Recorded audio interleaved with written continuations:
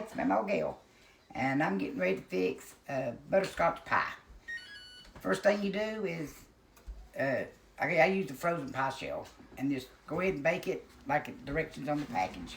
First, I use 2 boxes, the small boxes, which is 3.5 ounces, of cook and serve butterscotch pudding.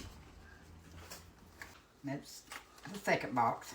Next thing you want to do is get your 2 eggs and separate the yolks from the white. Put the yolks in there. They're easy separated. Just put that in there. Break it up a little bit. Then you want to get you a can of evaporated milk or cream. Okay, see that ain't hardly 2 cups. So I'm gonna finish filling it with water.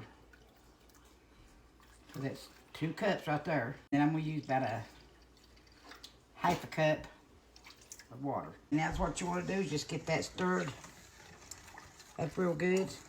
Now you more or less just wanna stir it real good and get most of the lumps out and everything. Then you wanna turn your burner on. Stir it out on about a medium. Now this is really tedious stuff to fix though. You gotta stay in here and just keep stirring it constantly. You don't want to walk off from it. Because once it starts thickening, it gets thick fast. And it'll lump on you if you don't watch it. See what I mean? It starts to boil a little bit. See, bubbling. And then it gets thick pretty fast.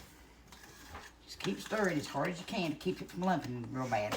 I probably stirred it probably about 10 minutes to get it at this texture. And once it starts bubbling like that right there, that's about as thick as it's going to get. Now is what you want to do after it starts boiling good like that. Just take it off, remove it from the burner, and let it sit there a little while to let it cool. Stir it occasionally while it's cooling. Just let it cool enough to where you can put almost a half bowl of Cool Whip in it. The pie crust is done. Let it get good and brown. Let it sit and cool. Now my pie mix is cool enough. I'm gonna put Cool Whip, about a half bowl. Stir it up real good. See how thick it's got since it's cooled off. Just keep stirring until it's all mixed in there. It don't look like it will right now, but it will. Once you get it all stirred up real good, just pour it over in your baked pie shell. It's this dessert is just so quick and easy. I just fixed one because I got a granddaughter that loves butterscotch pies, and I hadn't fixed one.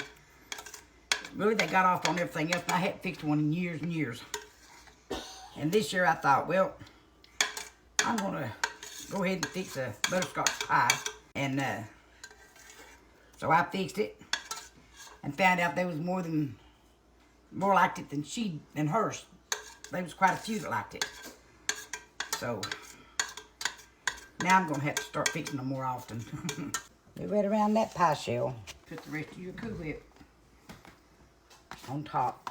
Now I'll tell you how I cooled mine off real fast. I put a little cold water, stopped my sink up, put cold water in it, and set my cooker down the sink. Cools it off a whole lot quicker than this, unless you got the time or whatever, and can go ahead and wait till it cools. Just spread that around all over the pie.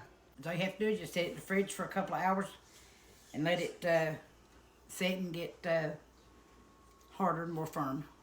And that's how you make easy butterscotch pie. Y'all hungry?